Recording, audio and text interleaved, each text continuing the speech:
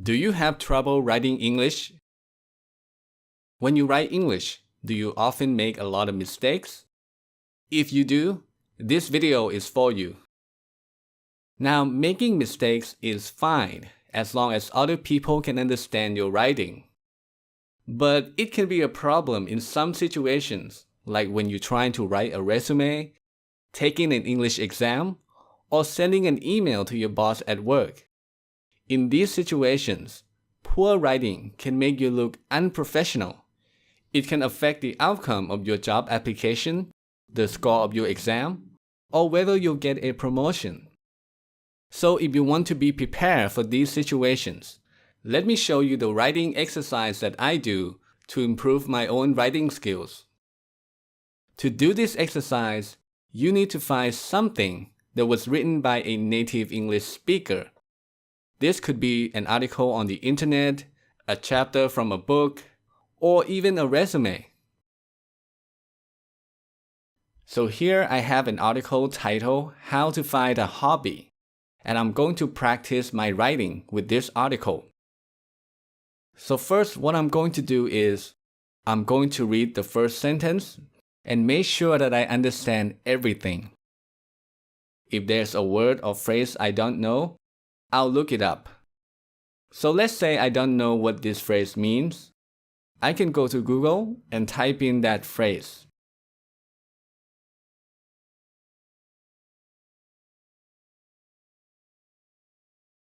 Alright, so line of work means the activity in your life that you do to earn money. So it basically means a job or an occupation. Okay, now that I understand the whole sentence, I'm going to take a moment to memorize it. Then I'll switch to this text editor and I will write down the sentence from memory. Hobbies let you... Now, if I can't remember some of the words in the sentence, I'll just make a guess, or I might use other words with similar meanings. Find interest outside.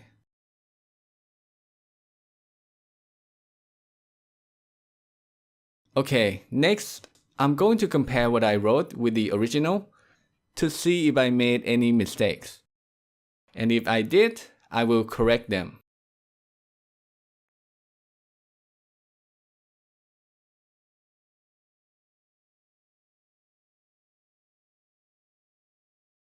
Okay, after I fix my mistakes, I'll write the sentence one more time without making the same mistakes.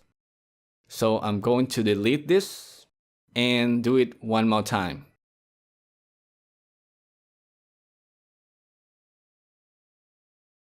And that's it. After I'm done with the first sentence, I'll repeat the same steps with the next sentence. So step 1, I read and memorize the sentence. They let you be creative and try all kinds of new things. Step 2, I write down the sentence from memory.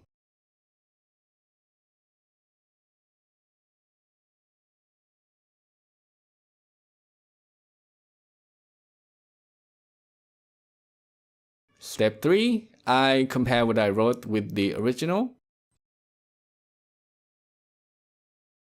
This time I didn't make any mistakes, so I don't have to do anything.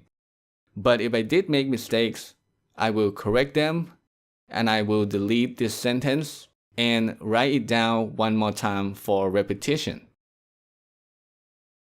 Now, when you do this exercise, you'll often come across long sentences like this one. This is very common in written English, and it can be difficult for beginners to memorize them. So whenever you have to practice with a long sentence like this, you can break it down into smaller parts and practice one part at a time. So for this sentence, you can practice this part first.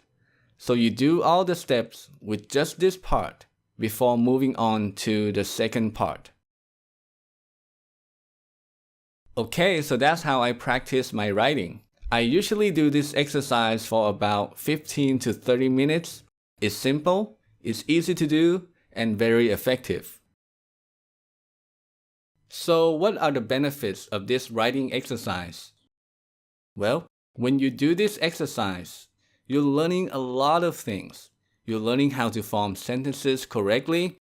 You're learning how to use adverbs, adjectives, prepositions, and so on. And of course, you're learning a lot of new words and phrases. And not just their meanings, but also how to use them in writing. So if you often have trouble finding the right words to use in your writing, this exercise is for you.